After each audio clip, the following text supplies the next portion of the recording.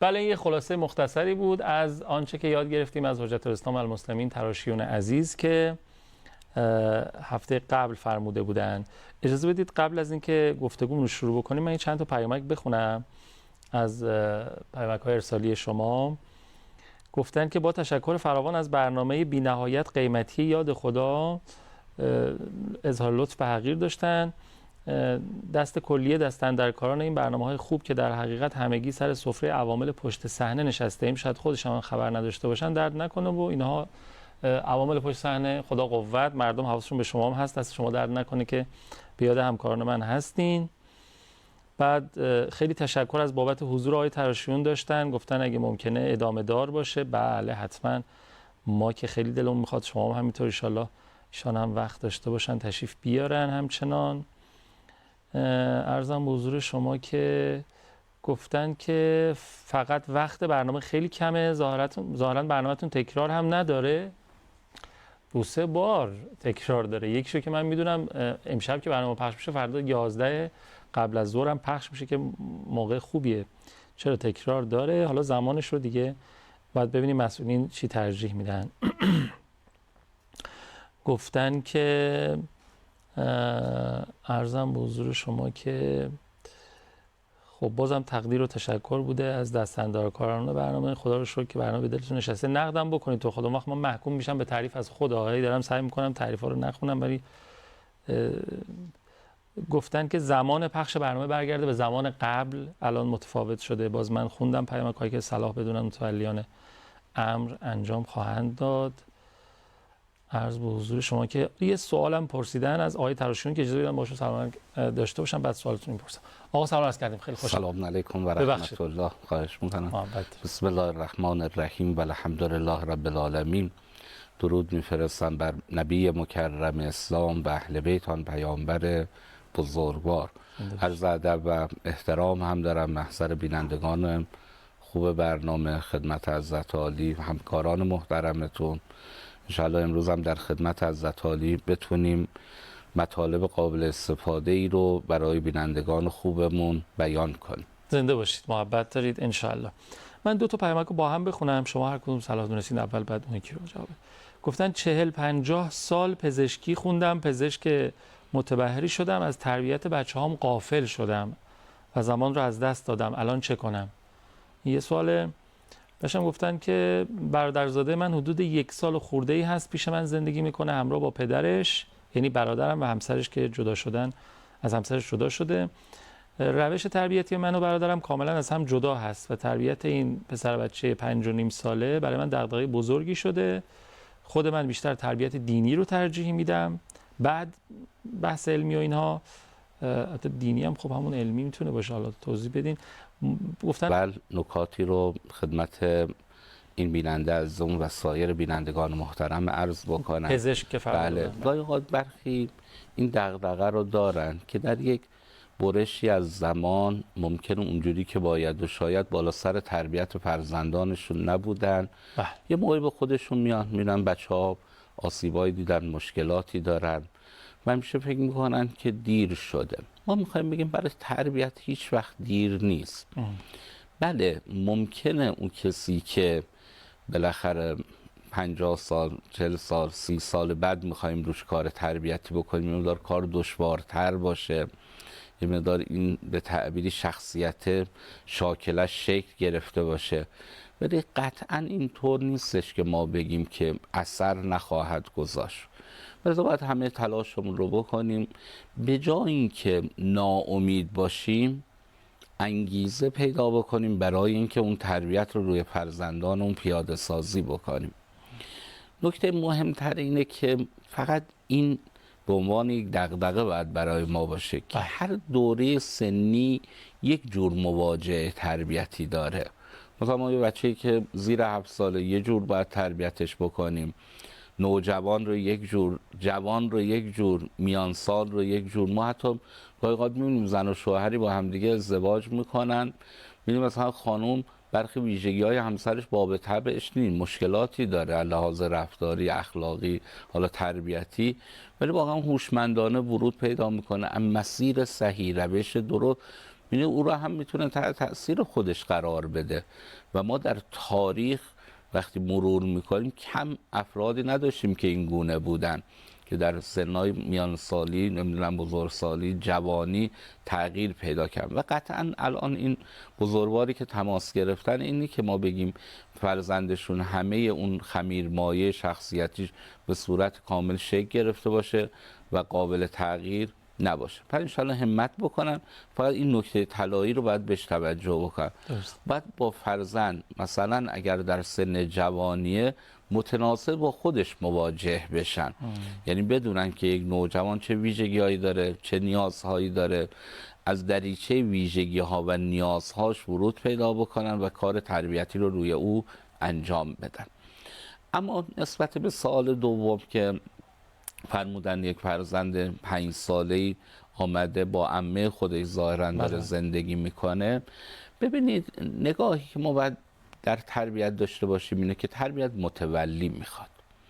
یعنی یکی از سمهای تربیتی اینه که ببینیم افراد مختلف با رویکردهای مختلف یه فردی رو بخوان تربیت کنن و این قطعاً اون تربیت مطلوب محقق نمیشه. من به نظرم میاد این خواهر بزرگوارم در وهله اول باید با برادرشون به توافقی برسن.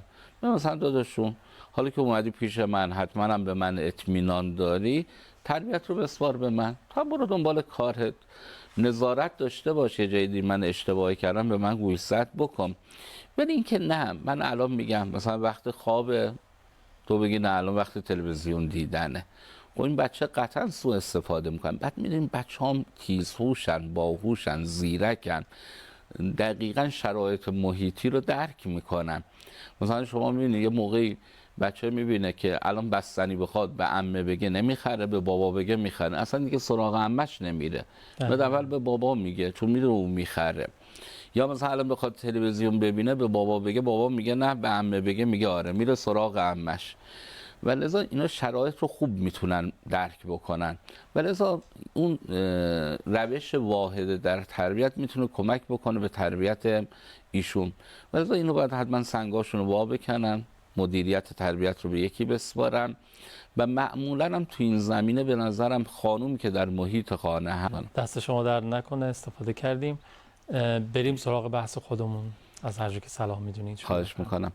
اگر در خاطر بینندگان خوبمون باشه، ما در آخرین برنامه بحث راه‌های ارتباط با فرزند رو شروع کردیم و تقریباً به 2 نکته مهم و ریشه‌ای پرداختیم.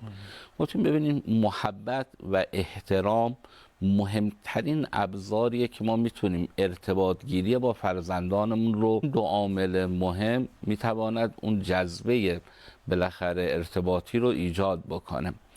مثلا اینجوری بگم، من محضر پدران، مادران، مربیان، حتی کسانی که کارهای تربیتی میکنن، اگر احترام و محبت رو بچه‌ها حذف بکنیم ازشون، قطعاً بدونی که تربیت رو باید فاتحش رو بخونیم. یعنی چیزی تحت عنوان تربیت دیگه محقق نخواهد شد. پس لذا این 2 نکته رو درباره‌اش صحبت کردیم، مطالبی رو هم عرض کردیم. اما امروز می‌خوایم به نکته سوم بپردازیم. یکی از عوامل شکل دهی بالاخره ارتباط بین ما و فرزندان توجه به تفاوت‌های فردی فرزندانه. یعنی باید هر کدوم روحیات خودشون رو هم بسنجیم. ما نمیتونیم همه فرزندان رو در محیط خونه با یک شیوه با اونها مواجه بشیم. مثلا برخی بچه‌ها می‌بینید درونگران، برخی برونگران، برخی حساسن، برخی می‌بینید نه، یه مقداری ممکنه تو زمختر باشه. یکی دعواش بکنیم عین خیالش نیست، یکی دعواش بکنیم یه هفته قهر میکنه. این تفاوت وجود داره و هنر مربی، هنر پدر، هنر مادر اینه که این تفاوت‌ها رو شناسایی بکنه، در ارتباط گیری با فرزندان اون رو مورد ملاحظه قرار بده. معمولا هم میدونیم ما 2 تا فاکتور مهم یا 2 تا عامل یا شاخصه مهم توی تفاوت‌های فردی میتونیم بیان بکنیم. یکی جنسیت، یعنی همین دختر و پسر بودن قطعا شیوه مواجهه ما رو به اونها متفاوت میکنه. همونجوری که در اسلام عزیز هم داریم، مثلا میگه شما وقتی یه هدیه میخرین وارد خونه میشید، فرزندانی هم داریم، برای همشون هم خریدید، مثلا یه چند تا بستنی خریدید، نمیدونم کلوچه‌ای خریدین، کیکی خریدین، حالا چیزایی که معمولا یه موقع پدر از بیرون میخره برای فرزندان میاره، وقتی وارد میشه اول به دخترتون بدید. میدونین دلیلش رو هم شاید من خیلی قبل‌تر در یکی از برنامه‌ها اشاره کردم. گفتم این دخترها چون به جزئیات توجه میکنن، ما پسرها و مردها کلنگریم. مثلا پسری باباش بهش ولو نفر آخرم این بستنی رو بده، میگه خدا پدر مادر بابا رو بیامرزه، برام بستنی خرید. ولی دخترها چون به جزئیات توجه میکنه، میگه چرا بابا اول به داداش داد بعد به من داد، نکنه اونو بیشتر دوست داره. یعنی این جزنگریشون ممکنه منجر به آزارهای روحی اونها بشه. برای میگه اینو ملاحظه بکنیم، اینو بهش توجه بکنیم. موقع خداحافظی برعکس گفتن که آخر با دختر خداحافظی کن که بالاخره فاصله نزدیکتر بشه. حتی تو زندگی مشترک هم همینه. یعنی یه جایی ما وقتی روایات رو میبینیم اول توصیه به ما مردها درباره برخی موارد شده. مثلا در اون روایت داریم نبی مکرم اسلام میفرمایند مرد وقتی نگاه محبت آمیز به همسرش میاندازد و زن در پاسخ نگاه محبت آمیز به شوهرش میاندازد، نگاه سوم نگاه خداست که از روی رحمت به این زوج میاندازد. یعنی اول به ما میگه، یعنی میگه این انگیزه رو تو باید در خانم ایجاد کنه. زن عاطفی تره، لذا نگاه محبت آمیز باید از مرد به سمت زن شروع بشه. انتظار نداشته باشه حتما اول خانومت به تو محبت بکنه. این شروع محبت همیشه باید از جانب مرد نسبت به زن باشه. قدیما میگفتن مثلا دختر نازش بیشتره، دختر رو بیشتر باید مورد توجه قرار بدیم. خب این دو موردی که فرمودید یه ذره کار ما آقای خونه رو سخت میکنه. چرا؟ اجازه بدید فاصله بگیریم، دوستان برگردیم بعد عرض میکنم. بفرمایید. اللهم صل علی محمد و آل محمد و عجل فرجهم. آیه 30 سوره مبارکه بقره رو پخش کردن دوستان. اتفاقا من این آیه ناظر بر همین نکته است که ما وقتی میگیم که در ارتباط گیری باید احترام گذاری باشه. خداوند متعال وقتی انسان رو میآفرینه در اون اوج تکریم انسان رو میآفرینه. انی جاعل فی الارض خلیفه، مثلا من جانشین خودم رو روی زمین قرار دادم. ببینید این میشه که انسان رو به خدا نزدیک میکنه. دقیقاً در محیط خانم ما این تکریم و احترام میگه منجر به این میشه که بچه ها به ما نزدیکتر بشن. بله، خیلی ممنون. تو اون عامل جنسیت که فرمودین چون دختر خانوما نکته سنج ترن، ریزبین ترن و بعد خانم ها رو هم مثال زدین، خانم ها هم به جزئیات توجه میکنن و اینا. موقعی که این هر دو کنار هم قرار میگیرن کار برای آقای سخت میشه. اینجا تقدم تأخری توصیه‌ای داریم توی دین. مثلا میگم موقع هدیه دادن بین دختر و همسر، موقع خداحافظی کردن بین دختر و همسر، کدوم آخرین نفر باشه؟ همسر آخرین نفر باشه یا دختره؟ یا موقعی که هدیه‌ای میخوای بدی باز دختر اول باشه یا همسر؟ اینا چه جوری؟ اینجا میبینید دقیقاً اون تفاوت دوم خودش رو نشون میده، شرط سنی. یعنی خود بحث سن هم در مواجهه ما با فرزندان و افراد پیرامونمون اثر داره. بله، مثلا ما میگیم احترام به بزرگتر در جای خودش باید بهش توجه بشه، ولی یه موقعی هستش که مثلا میبینیم بچه ها نیاز به این دارن که یه مقدار عجولترن. بله. اول به او توجه بشه. ما حتی توی مباحث تربیتی میگیم، مثلا میگیم یه موقع مادر و خاله دارن تلفنی صحبت میکنن، الان فرزندم میاد میگه مامان من یه عذرخواهی از خواهرم بکنم، ببخشید خواهر جون یه لحظه ببینم مثلا فاطمه خانم چیکار دارن، یعنی او رو معطل بکنم ولی بچه‌م رو معطل فعلا نکنم. یعنی اول پاسخ او رو بدم، چون شرایط سنیش اختزام میکنه. میگه تو پذیرایی همینطور پذیرایی کردن.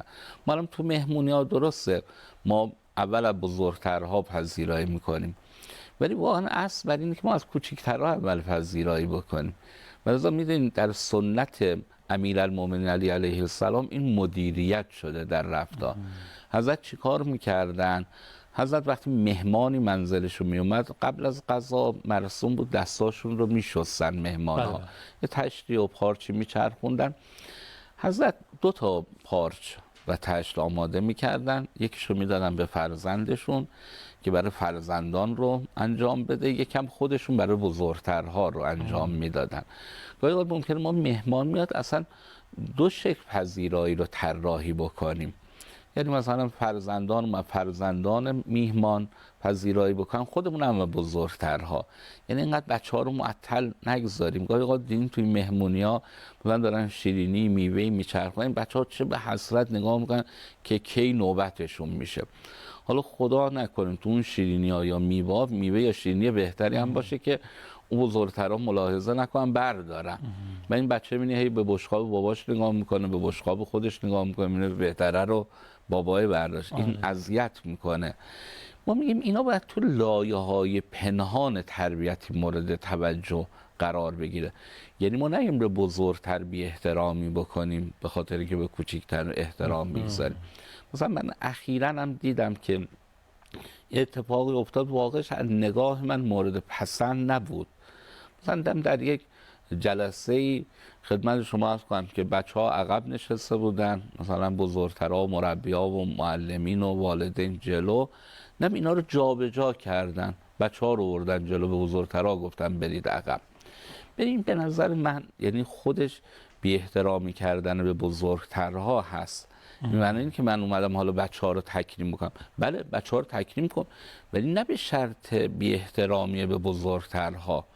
اینجاست که اون هوشمندی و ذکاوت خودش رو نشون میده. میشه مختلط گذاشت اصلا بین بزرگا و بچه‌ها. بله آزاد بذاریم کنار همدیگه بنشینن، یا نه در عرض همدیگه قرار بدیم، مثلا دو ردیف قرار بدیم، مثلا بزرگترها بچه‌ها بنشینن. یعنی میفرمایید این مورد تکریم و احترام قرار دادن کوچکترها فرزندان بچه‌ها نباید مساویه با بی احترامی و ادب تکریم بزرگترها. بله. باید یه جوری اتفاق بیفته که اون حالا تو خونه این خیلی راحته. یه موقعی من با مادر خونه هماهنگ باشم، مثلا خانم حالا من میام خونه، این فاطمه خانم خب کوچیکه میدوه میاد به استقبال من، اول من به اون یه محبتی میکنم، این خدای نکرده برداشت نکنیم بی احترامیه به شما. حالا بچه از طاقتش کمه، ممکنه پسش بزنیم یا مثلا تردش بکنیم، این اصلا غصه دار بشه، تو ذهنش، در وجودش، در شخصیتش اثرات نامطلوبی بگذاره.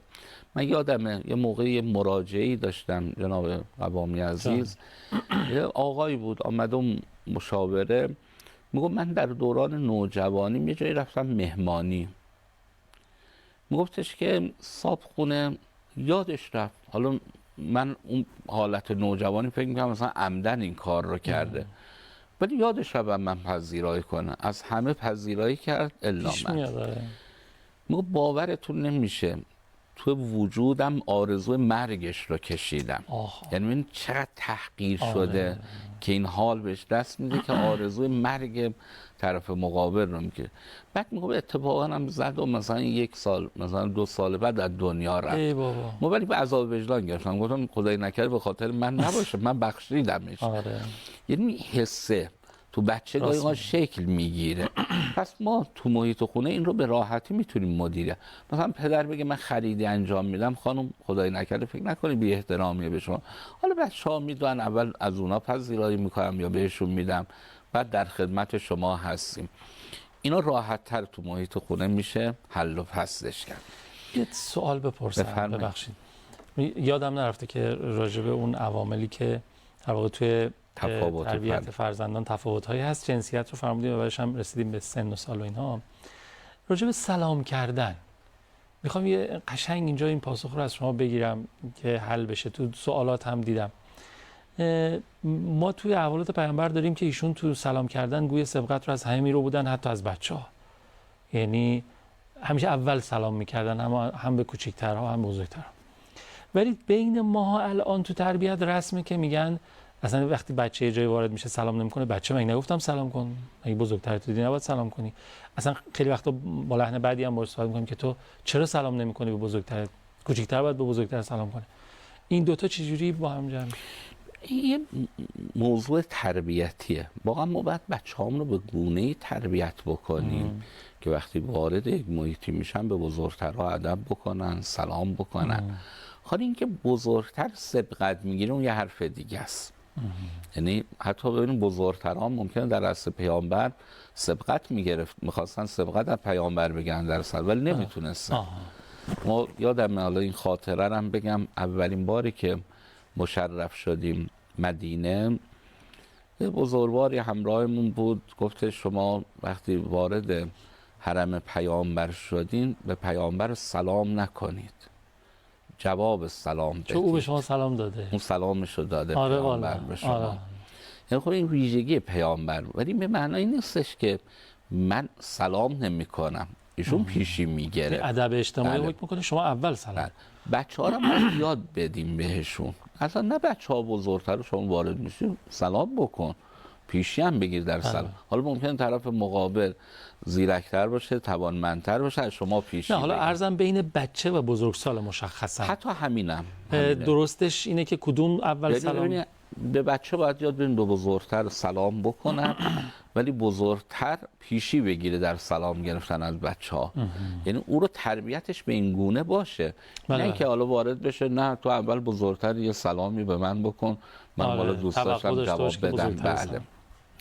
خیلی خوب، خیلی خوب. خب پس ما گفتیم که برای ارتباط گیری خوب با فرزندان باید تفاوت‌های فردی رو بشناسیم. یکیش بحث تفاوت جنسیتیه که قطعاً ملاحظه کردنش تو ارتباطات میتونه ارتباط رو ارتقا ببره. دوم تفاوت‌های سنیه، یعنی ما باید حتما سن بچه‌ها رو تو هر گروه سنی در نظر بگیریم که خود این منجر میشه به چی؟ اینکه بچه‌ها تو ارتباط گیری با ما بهتر بشن. چرا؟ چون ما وقتی که بچه‌ها رو سنشون رو بشناسیم، متناسب با سنشون باشون برخورد بکنیم، در اصل داریم به اونا نزدیکتر میشیم. احساس میکنه کاملا داره درک میشه. بله. گاهی اوقات می‌بینیم ما توقع زیادی از بچه‌ها داریم. من تو مشاوره‌ها اینا خیلی می‌بینم گاهی اوقات پدر و مادر داره درباره بچه یه چیزایی میگه، آدم فکر میکنه الان این پدر مقابلش مثلا یه پسر 20 ساله است، بعد وقتی سن و سال رو میپرسه میگه 6 7 سالش بیشتر نیست. یعنی انتظار آدم بزرگا رو از این فرزند داره. ما میگیم اگر این رو ملاحظه بکنیم مثلا حس خوبی توی فرزندی که مقابل ما از شکل میگیره و منجر به ارتباط بهتر میشه. یه قاعده کلی و کوتاه میخوام عرض بکنم چون پایان برنامه من، خود بینندگانم رو این کار بکنم.